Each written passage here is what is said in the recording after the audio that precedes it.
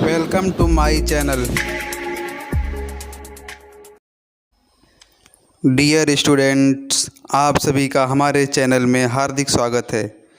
आज मैं आप लोगों के लिए जनरल साइंस के टॉप 20 क्वेश्चन लाया हूं, तो पूरा वीडियो को ध्यान से देखिए। लास्ट में मैं आपसे क्वेश्चन भी पूछूंगा और उसका आंसर आपको कमेंट बॉक्स में बताना है।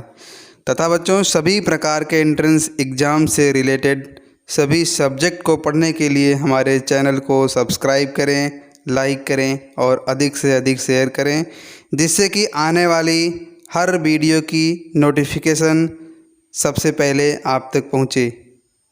तो ओके बच्चों, आइए हम क्वेश्चन नंबर 1 को स्टार्ट करते हैं। तो स्क्रीन पर देखिए क्वेश्चन नंबर 1। ब्लड कैंसर को आम तौर पर किस नाम से जाना जाता है?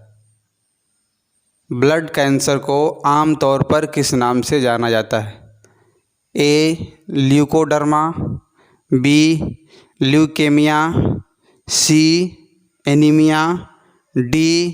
हीमोफीलिया। ये 4 ऑप्शन हैं, इनमें से कौन सही है?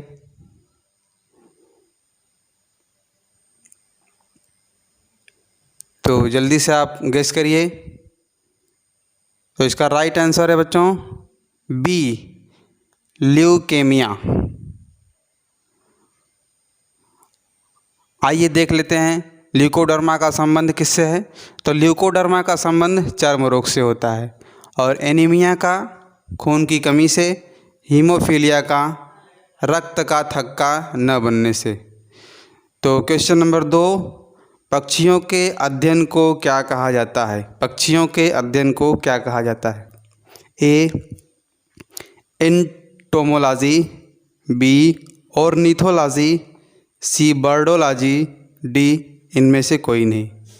तो जल्दी से गेस करिए बच्चों, कौन सा ऑप्शन सही होगा? आशा है आपका उत्तर आ चुका होगा। तो बी इसका राइट आंसर होगा, ऑर्निथोलॉजी। ऑर्निथोलॉजी का संबंध पक्षियों के अध्ययन से है, अर्थात हम ऑर्निथोलॉजी के अंतर्गत पक्षियों का अध्ययन करते हैं। आइए एंटोमोलॉजी को भी देख लेते हैं। तो एंटोमोलॉजी को इसके अंतर्गत हम कीटों का अध्ययन करते हैं, जबकि बर्डोलॉजी के अंतर्गत पौधों का अध्ययन करते हैं। क्वेश्चन नंबर 3 की ओर बढ़ते हैं। कीटों में कितने जोड़ी टांगें होती हैं? कीटों में कितने जोड़ी टांगें होती हैं? ए. 1, बी. 2, सी. 3, डी. 4। बहुत ही आसान से क्वेश्चन है।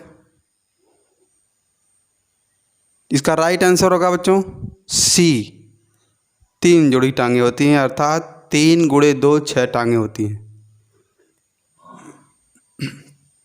क्वेश्चन नंबर 4, वायुमंडलीय दाब को मापने में कौन सा यंत्र प्रयोग किया जाता है? वायुमंडलीय दाब को मापने में कौन सा यंत्र प्रयोग किया जाता है? A. Barometer, B. Hydrometer, C. Hygrometer, D. Manometer. तो चारों में से कौन सा ऑप्शन है? Barometer, hydrometer, hygrometer, manometer. जल्दी से आप जवाब दीजिए, गेस करिए। तो ए इसका राइट आंसर होगा बैरोमीटर। वायुमंडलीय दाब को मापने के लिए बैरोमीटर यंत्र का प्रयोग किया जाता है। तो आइए बाकी से जुड़े तथ्यों को भी जान लेते हैं। हाइड्रोमीटर से क्या होता है?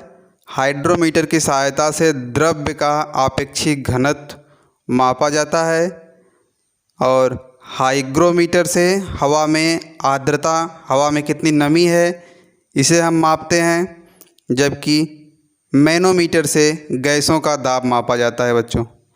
तो इन चारों में से आपका ए राइट आंसर होगा, बैरोमीटर। आइए क्वेश्चन नंबर 5 स्क्रीन पर देखिए। प्रकाश की तीव्रता नापने के लिए कौन सा यंत्र प्रयोग किया जाता है? प्रकाश की तीव्रता नापने के लिए कौन सा यंत्र प्रयोग किया जाता है? A. Anemometer, B. Altimeter, C. Luxmeter, D. इनमें से कोई नहीं। तो चारों ऑप्शन में से आप गेस करिए कौन सा ऑप्शन सही है। A anemometer, B altimeter, C lux meter, D इनमें से कोई नहीं। तो आपका आंसर आ चुका होगा। इसका राइट आंसर है सी लक्स मीटर। लक्स मीटर की सहायता से हम प्रकाश की तीव्रता नापते हैं, जबकि एनीमोमीटर से हवा की शक्ति तथा गति और अल्टीमीटर से ऊंचाई नापते हैं बच्चों। नेक्स्ट क्वेश्चन, मनुष्य के कानों में कितनी हड्डियां होती हैं? बहुत ही सिंपल क्वेश्चन है, बहुत ही आसान है। मनुष्य के कानों में कितनी हड्डियां होती हैं? ए 6, बी 5, सी 4, डी 9। तो गेस करिए। इसका राइट आंसर है बच्चों ए 6 हड्डियां होती हैं। दोनों कानों को मिलाकर यदि एक कान की बात की जाए तो 3 हड्डी होती हैं। तो आइए तीनों के नाम भी देख लेते हैं। पहला नाम है इनकस, दूसरा नाम है मालेयस, तीसरा नाम है स्टेपस। और आपकी जानकारी के लिए एक चीज़ और बता दें बच्चों कि शरीर की सबसे छोटी हड्डी जो होती है वो स्टेपस होती है। शरीर की सबसे छोटी हड्डी स्टेपस। अब आइए नेक्स्ट क्वेश्चन की ओर बढ़ते हैं। क्वेश्चन नंबर 7, किसी परमाणु के बाह्यतम कक्षा में कितने इलेक्ट्रॉन रह सकते हैं? किसी परमाणु के बाह्यतम कक्षा में कितने इलेक्ट्रॉन रह सकते हैं? ए 8, बी 2, सी 18 और डी इनमें से कोई नहीं। तो बताइए 8, 2, 18 कौन सा ऑप्शन सही है? कितने परमाणु हो सकते हैं?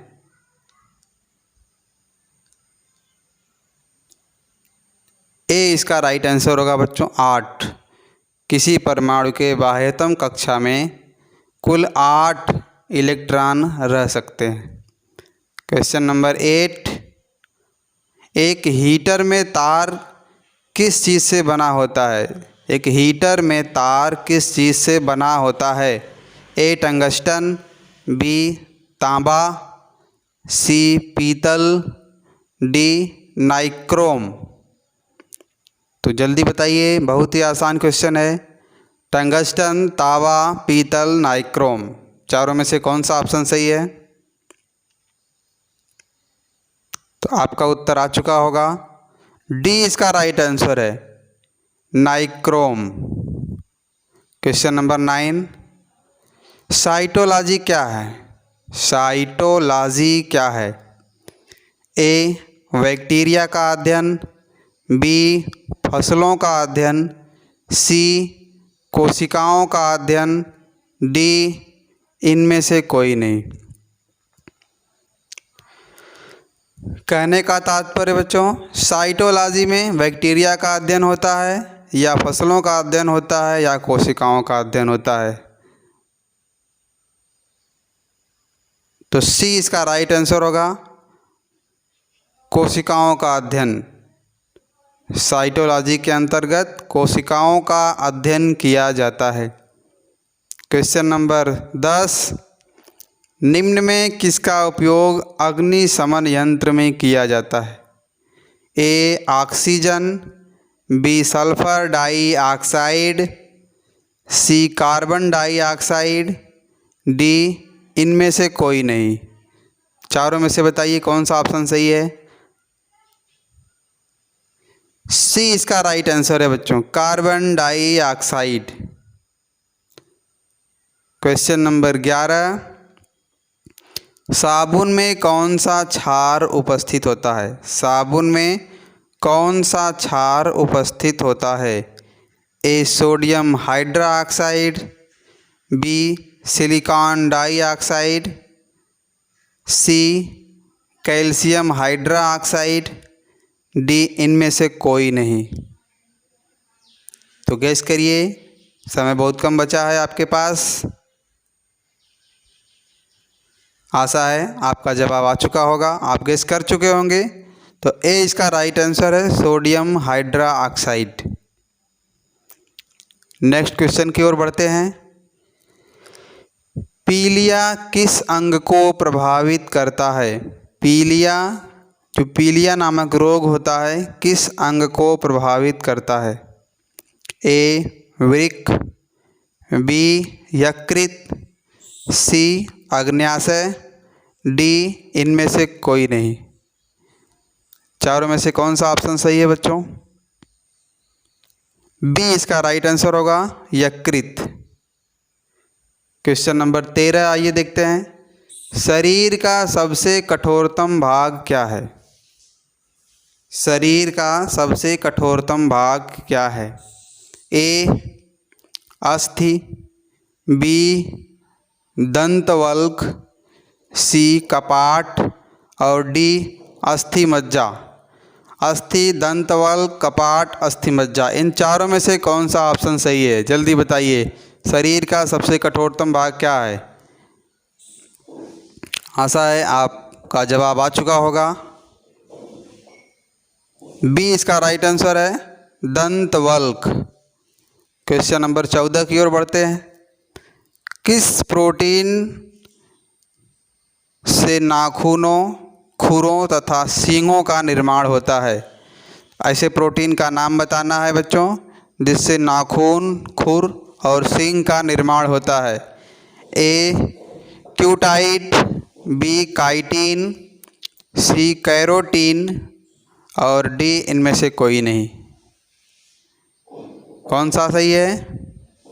सी इसका राइट आंसर है, कैरोटीन। Question number 15। चूना पत्थर का रासायनिक सूत्र है। चूना पत्थर का रासायनिक सूत्र है। ए CaOCl2, बी CaOH2, सी CaO और डी है CaCO3। कौन सा है?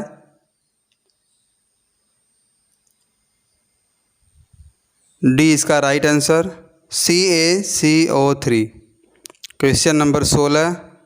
निम्न में से कौन प्रोटीन का सर्वोत्तम स्रोत है? ए सूर्यमुखी, बी चना, सी गेहूँ, डी सोयाबीन। सूर्यमुखी, चना, गेहूँ, सोयाबीन, चारों में से कौन सा सही है? गैस करिए। डी इसका राइट आंसर, सोयाबीन। आपको सोयाबीन से जुड़े एक तथ्य बता दें, 100 ग्राम सोयाबीन में कुल 36 ग्राम प्रोटीन होता है बच्चों। Question number 17। हल्दी विकसित रूप है। हल्दी किसका विकसित रूप है? ए तना, बी जड़ का, सी पत्ती का, डी फल का। तो तना का, जड़ का, पत्ती का, फल का, इन चारों में से कौन सा हल्दी का विकसित रूप है? राइट आंसर इसका ए तना का। Question number 18। एल्जीमर रोग। एल्जीमर रोग में मानव शरीर का कौन सा अंग प्रभावित होता है? एल्जीमर रोग में मानव शरीर का कौन सा अंग प्रभावित होता है? ए हृदय, बी वृक्क, सी यकृत, डी मस्तिष्क। हृदय, वृक्क, यकृत, मस्तिष्क। तो डी इसका राइट आंसर, मस्तिष्क। अर्थात एल्जीमर रोग होने से थोड़ा भुलक्कड़पन बढ़ जाता है। Question number 19। प्याज में कौन सा अम्ल पाया जाता है? प्याज में कौन सा अम्ल पाया जाता है? ए एसेटिक अम्ल, बी सिट्रिक अम्ल, सी सल्फेनिक अम्ल और डी लैक्टिक अम्ल। तो बताइए चारों में से कौन सा सही है? सी इसका राइट आंसर होगा। आइए क्वेश्चन नंबर 20, अंतिम प्रश्न है आज का। गाजर का रंग किसकी उपस्थिति के कारण होता है? गाजर का रंग किसकी उपस्थिति के कारण होता है? A chlorophyll, B carotene, C insulin, D इनमें से कोई नहीं। बहुत ही आसान सा क्वेश्चन, आज का अंतिम प्रश्न है। आशा है इसको आप ज़रूर करेंगे। तो बी इसका राइट आंसर है, कैरोटीन। अब आज का प्रश्न नोट करिए, इसका उत्तर आपको कमेंट बॉक्स में बताना है। साइटोलॉजी क्या है? साइटोलॉजी क्या है? ए बैक्टीरिया का अध्ययन, बी फसलों का अध्ययन, सी कोशिकाओं का अध्ययन और डी इनमें से कोई नहीं। तो इसी के साथ आज का हमारा वीडियो समाप्त होता है बच्चों। आपको बहुत बहुत धन्यवाद वीडियो को लास्ट तक देखने के लिए। तो आशा करता हूँ आप कमेंट बॉक्स में उत्तर को ज़रूर बताएंगे। तो नेक्स्ट वीडियो के लिए आप इंतज़ार करिए। तब तक के लिए धन्यवाद बच्चों।